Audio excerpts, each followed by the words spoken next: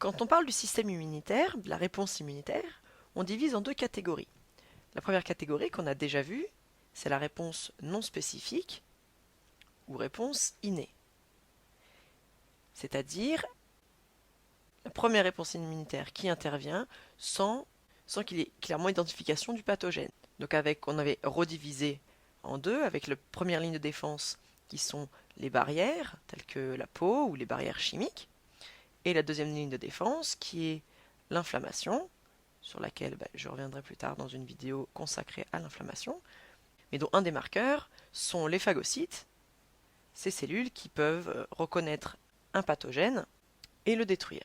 Peu importe si l'organisme a déjà été exposé à tel virus ou telle bactérie, ça ne fait pas partie de l'organisme, c'est détruit.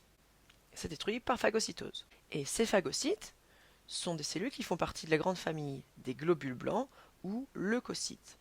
Donc quand on parle de globules blancs, on inclut les phagocytes. La deuxième catégorie de réponse, c'est la réponse, donc par opposition à la réponse non spécifique, c'est la réponse spécifique. La réponse spécifique, c'est-à-dire qu'elle est spécialisée pour un pathogène donné. On l'appelle aussi réponse acquise ou adaptative. Adaptative. Et cette réponse est apparue plus tard dans l'évolution. La plupart des organismes ne possèdent qu'une réponse non spécifique. Là, on va continuer sur le cas donc de l'homme, où il existe également une réponse adaptative. Cette réponse est opérée par les lymphocytes, qui sont également des leucocytes, également des globules blancs. Donc ce sont cette fois les lymphocytes.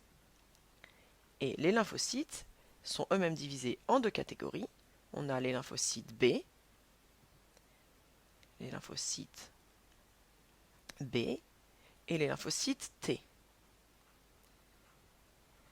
Leur nom pour les lymphocytes B vient du fait qu'ils ont été découverts pour la première fois dans la bourse de Fabricius, qui est un organe chez l'oiseau où ils sont maturés, donc ils les ont appelés lymphocytes B. Et les lymphocytes T, eux, comme ils sont maturés dans le thymus, on leur a donné la lettre T.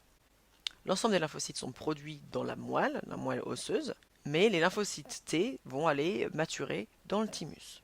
Les lymphocytes B sont responsables de la réponse qu'on appelle réponse humorale.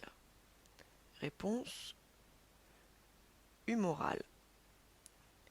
Et les lymphocytes T de la réponse cellulaire.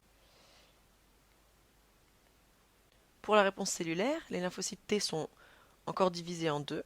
On va avoir d'un côté les lymphocytes T auxiliaires, qui sont là pour aider à la réponse, et les lymphocytes T cytotoxiques. Cytotoxiques, ça veut dire qu'ils sont toxiques pour les cellules, qu'on appelle les TC. Alors, qu'est-ce que ça veut dire réponse humorale? L'humeur, c'est les fluides. Dans l'organisme, ce qu'on appelle les humeurs sont les fluides. Donc ça veut dire que les lymphocytes B vont intervenir lorsque les pathogènes sont présents dans les fluides. Donc si on a les cellules ici, et un virus présent à l'extérieur des cellules, eh bien, pour pouvoir intervenir au niveau de ce virus, on va faire appel à la réponse humorale.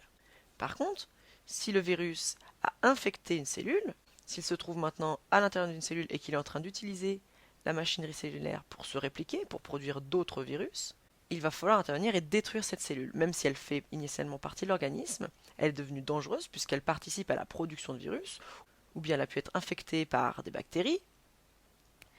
Il faut maintenant détruire cette cellule. Là, c'est l'intervention des lymphocytes T et de la réponse cellulaire. Voilà, sur ces bases, on va pouvoir passer à plus de détails sur les lymphocytes B et la réponse humorale.